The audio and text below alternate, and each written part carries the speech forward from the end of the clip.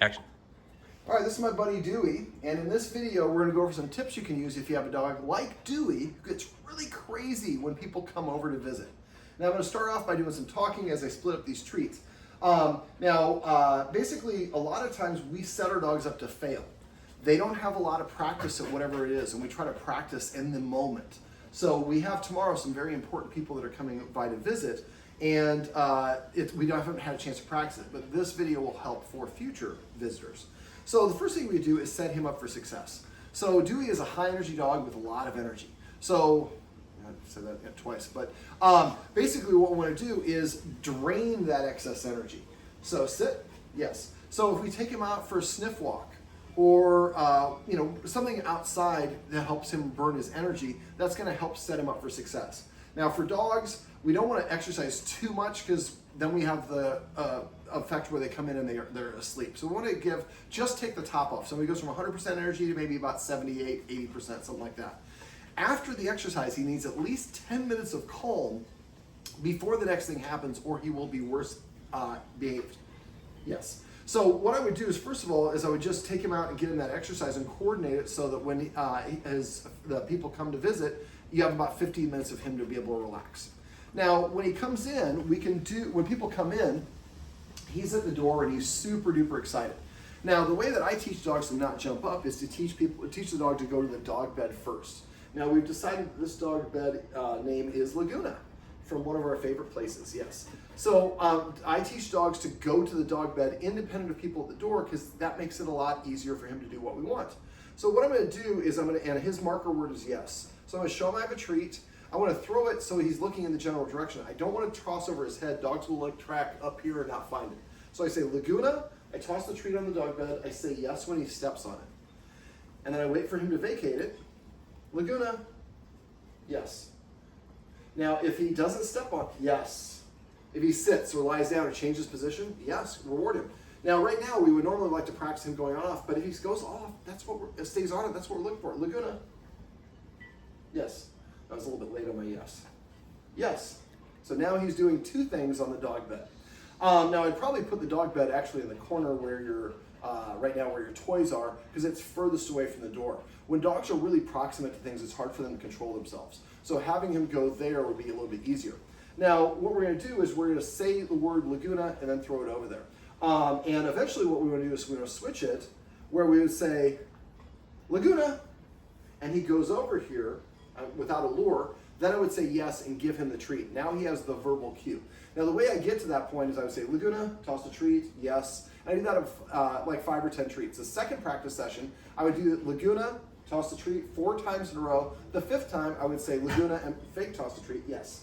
And if he goes there for the fake toss, I say yes, and I deliver the treat. So then we want to switch it so that now we say Laguna, he goes here, then we give him the treat afterwards instead of throwing the treat to lure him to go there.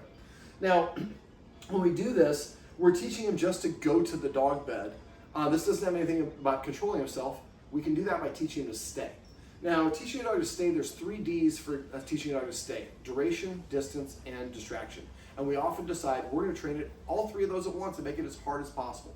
So the way I do it is I like to do duration and distraction simultaneously because moving distance away is the hardest of the 3 Ds. So I do what I call the chicken wing. So what I'm going to do is I'm going to say stay, chicken wing, yes, treat. And I usually do this stay, chicken wing, yes, treat, and that's the order. You don't want to say stay, yes. I was kind of muddling my things together. I like each one to be its own step. So stay, stop sign, pull my arm back, offer the distraction, say yes, then move to deliver the treat. Now we also need a release word when we're teaching a dog to stay. So since your name is Dewey, and there's another word that's similar to that, I would say break, yes. So that's how to teach him to release himself. Don't ever use the word okay. It's the 51st most commonly used word in the English language, yes. All right, so what we're going to do is first teach him to go to the dog bed on cue, and then we're going to teach him to stay. I like to stay on the dog bed. You can teach him that anywhere you want. So at first it's stay, 1 distraction, yes, treat, and then and I usually do each one 3 times. Then I would say, let's say I've done it 3 times, stay, 1, 2, yes, treat. And then I'm going to do 2 distractions. Now I'm doing the distractions, I'm kneeling down to make it easier on the shot. But eventually we would do it while I'm standing up. So let's go ahead and practice that one as well. So stay, halfway distance between you and him, pull your arm back, say yes, deliver the treat. Stay, yes, treat. Now when I start moving away, moving my feet, that makes it harder. So a lot of dogs would come back to me where he would do, like he did not. My diction is all off right now. All right, so I'm gonna say stay, offer however many distractions. When I'm doing 2 distractions, I do all the reps for 2 distractions. The next time I practice, I say stay. If he did well, 3 distractions. But I try not to move my feet, because when you shuffle your feet, your dog thinks you're moving away. I want to get to the point where I can do 15 distractions. It looks like I'm breakdancing over here, and he's staying on the dog bed. Now, if he gets up off of it, come here. I want to put him back on there, say yes, and I reward with a pet. If he breaks the rule and gets up during stay, he cannot auto-release. If he gets up on his own, I lure him back on there and I reward with a pet. Otherwise, I can give him the same payment for doing what I want or what he wants. You're not cooperating very well, buddy. I'm giving you a treat now just for expediency purposes of this video. All right, so I want to get up to the point where I can have, every dog is unique, but I usually say somewhere between 15 and 30 distractions. 15 and 30 distractions are also 15 or 30 seconds. So we're having a practice staying here.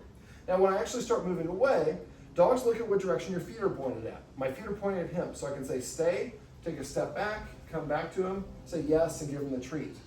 Now, if I turn my feet that way, he's more likely to follow me because now my feet indicate I'm going away. That's a great thing. And if he sits or lays down or stands, I don't care, whatever is easier for him to be on the dog bed. If he starts in a sit and then goes to a down, that's okay as well. But if he gets up without being released, every time you get done, make sure you toss that treat and say release. Now, when I move backwards, I tell people to move backwards like this. Stay. Yes. This is how most people do it. Stay. Like this really convoluted walk. Just walk casually. Yes. And if he goes into a sit or to lay down, he's like, okay, I'm going to be here for a while. I'm fine. Now, I normally would have the dog bed over there, and I would be walking backwards from the dog bed all the way to the door. Yes. And now I do 2 steps. 1, 2. And you see how I started to get up, so now I'm going to lure him back on here with hand targeting helps. Yes. And then reward with a pet. Now, when we're moving, and I say take 2 steps away, people will go like this, take these huge steps. What we're looking for is a lot of little steps. So stay. Yes. Don't wait at your aperture, or it's not the right word, but don't stop halfway through. So take your 3 steps, then turn around and come back and just be casual, yes, and give him that treat. Eventually, when I get to go all the way from the dog bed in the furthest corner all the way to the door, walking backwards, and he stays there, and he's not going to achieve it in this video because we're doing this in light speed. You shouldn't expect him to do it this fast. But I'm going to walk all the way from the dog door, or from the dog bed all the way to the door, backwards. And then I'm going to come back and repeat the whole exercise, say stay. Yes, and see how when I turn my back, he had difficulty there. So that's why this might be 5 or 6 practice sessions walking backwards all the way to your door. Now eventually we get to the point, let's actually do it, even though this is not to scale, but sit, stay. I'm going to work all the way back to the door. I'm going to turn. I'm going to turn around and come all the way back here. Yes. And I want to do that, and I usually just go back to all the way to the door, facing backwards with him staying there all the way. Come on, let's come back up here. Sit, stay. So eventually then I'm going to turn and walk all the way to the door with my back to it. When I get here, then I'm going to reach for the handle, come back, go back to give me a treat. So what we're doing is we're marking staying on the dog bed as I walk to the door, but nobody's on the other side of the door. That extra excitement makes it way too hard for him to do it. We want him just to learn the skill set first. Let's not do that on camera. Come here. Here. Okay, go get that one. All right, so eventually when I walk all the way to the door, then I'm going to jiggle this just once, and then go all the way back into the treat. Eventually I come back here once, twice. Eventually I'm doing as loud as I can, but that's a trigger that means the door is about to open. So I'm going to go through all of these steps until I can unlock the deadbolt, unlock the handle, and he's fine. And he stays there. So then eventually, this is I think unlocked, I'm going to open it this much. See how he came forward? He is expecting the excitement. So then I bring it back over here, put him in a sit, yes, reward with a pet, and then go back and do a little bit less criteria. Eventually, when you get to the point where you can open all this stuff and you can open the door all the way And he stays on his dog bed because he knows after you open it all the way, you're going to close it and turn around and go all the way back to him. This helps him practice impulse control. Hey, dogs can't not bark or not jump up or whatever it is if they don't practice some impulse control. Go get that one. So once I've gotten to the point where we can do all of this stuff, he can stay there while we open the door wide. Then we're going to open the door wide. We're going to walk through it, close the door, wait 1 second, open it, walk all the way back to him and give him the treat. When I'm his person and I just practice, I walk out the door and came back in, I've only been gone a half a second, so he doesn't really care. Hey, Dewey. There you go. And so eventually we're going to get to the point where you're outside the door for 3 seconds, 5 seconds, 10 seconds. Now eventually you can also go outside, close the door, knock once, then open the door and come back in. Because people are normally, well, you guys probably do, because your security aren't going to be knocking too much. Hey, go get that one. So eventually the dog learns to stay on the dog bed as you go to the door, go through the door, eventually you knock at the door, and you're proofing all this stuff without the dog, without a guest being there. And then when you actually have a guest there, maybe you just come over, tell them to sit, stay, come over and open the door without your guest knocking. And your guest comes in and stands just right here. If he releases, auto releases and comes here, they step right back out. So they step out before he can get over to them. Dewey, yes, buddy, let's give you some crumbs.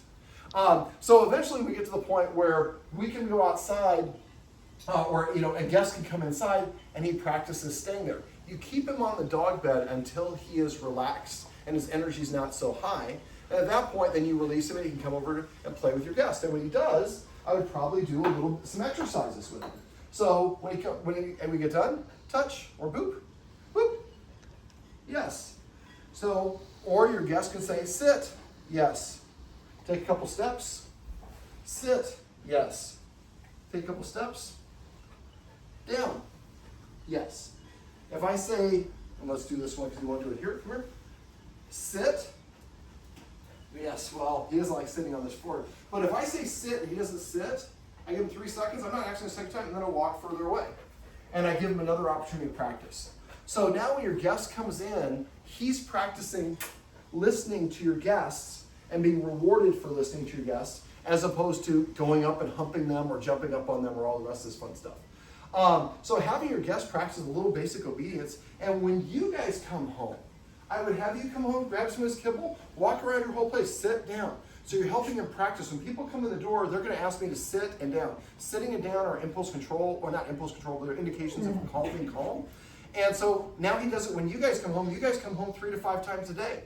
And so this way, when he comes home, this is the normal behavior when he comes home, is I walk around and sit and I get treats, as opposed to I go and accost the people at the door. And since he does it with you guys, he's going to do it with other people as well. Now, when you're doing this, try to cheat. Invite your friends to come over and help you who are going to listen to him. Dewey, buddy.